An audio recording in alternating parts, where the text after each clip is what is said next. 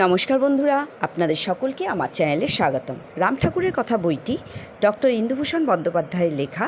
আমি আগের দিন যা পাঠ করেছিলাম আজকে ঠিক তারপর থেকে পাঠ করব। তার আগে আমার পিতামাতাকে প্রণাম জানিয়ে ও গুরুদেবের চরণে সশস্ত্র প্রণাম জানিয়ে আজকের পাঠ শুরু করছি।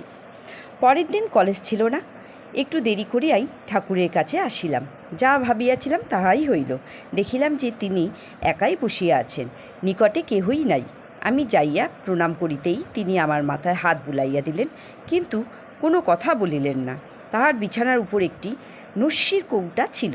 তিনি কৌটাটি হাতে তুলিয়া লইলেন এবং একান্ত মনে উহার পরিচর্যায় নিযুক্ত হইলেন। আমি বসিয়া মুগ্ধ নেত্রে দেখিতে লাগিলাম। ঠাকুর কৌটাটিকে একবার খুলিলেন, আবার বন্ধ করিলেন। তারপর কাপড়ের খুঁট দিয়া অতি যত্ন সহকারে কৌটাটি ঘষিয়া পরিষ্কার করিতে লাগিলেন। একবার কৌটাটি ঘষেন, একটু থামিয়া চোখের সম্মুখে আনিয়া নিবিষ্ট মনে দেখেন, আবার ঘষেন, আবার দেখেন। এইরূপ প্রায় 20 মিনিট ধরিয়া চলিল।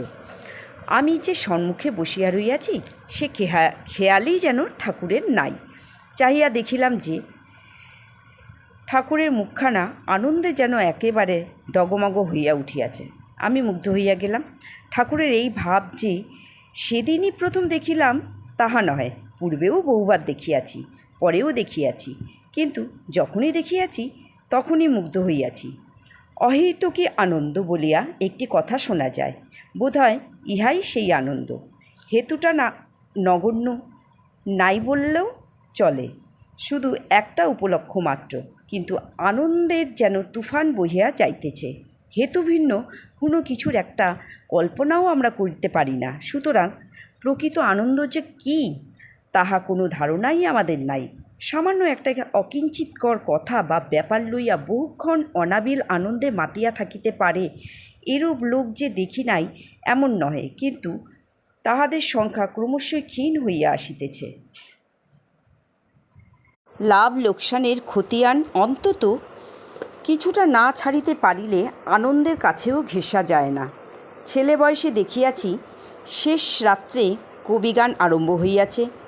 সরঞ্জামের মধ্যে একটি ঢোল ও একটি কাশি, উপরে শামিয়ানার পরিবর্তে 2 থেকে 1খানা নৌকার পাল টানানো, আর বসিবার জন্য হোগলা এবং চাটাই। কিন্তু সেই সামান্য আয়োজনের মধ্যেও যে আনন্দের তুফান বহিতে দেখিয়াছি, তাপ নিয়ন্ত্রিত হল ঘরে গদিয়াটা চেয়ারে বসিয়া লক্ষ লক্ষ টাকা ব্যয়ে প্রস্তুত শাবকচিত্র দেখিয়া বাবুরা যে সে আনন্দের সামান্য একটু অংশ উপভোগ করিতে পারে না তাহা আমি নিঃসন্দেহে বলিতে পারি। এমন কত লোক দেখিয়াছি যে মাছের ডুলা ও দুধের ঘটি লইয়া বাজারে যাইবার পথে কবির আসর দেখিয়া তাহাতে বসিয়া গিয়াছে। বৈকালে আসর ভাঙিলে খেয়াল হইয়াছে যে বাজারও হয় নাই, খাওয়াও হয় নাই। বাবুরা হয়তো বলিবেন যে ইহাদের সময়ের মূল্যজ্ঞান নাই, দায়িত্ববোধ নাই। ইহাদের কথা না তোলাই ভালো, কিন্তু আমি বলিব যে সময়ের মূল্যজ্ঞান ও দায়িত্ববোধ টনটনে রকমের থাকিলে, অর্থাৎ অন্তত কিছুটা আত্মভোলা হইতে না পারিলে আনন্দের নাগাল পাওয়া যায় না। কি করিলে কি হইবে, এটা কি করিলে ওটা হইবে, এই জাতীয় চিন্তা আমাদিগকে এমন আষ্টেপৃষ্ঠে বাঁধিয়া ফেলিয়াছে যে আমাদের জীবনে আনন্দ ক্রমশই লুপ্ত হইয়া আসিতেছে। আমার একসময় ফুটবল খেলার দেখিবার বাতিক ছিল।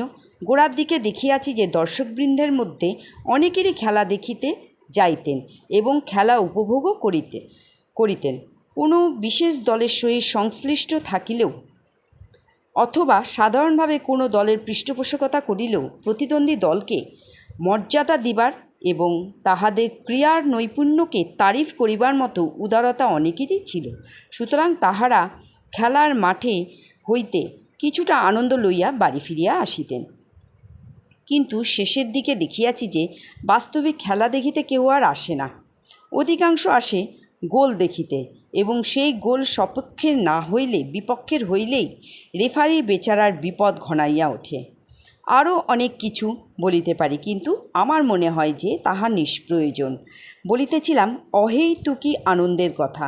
এ বিষয়ে আমার নিজের কিছু প্রত্যক্ষ অভিজ্ঞতা আছে বলিয়াই কথাটা তুলিতে সাহস হইয়াছিল।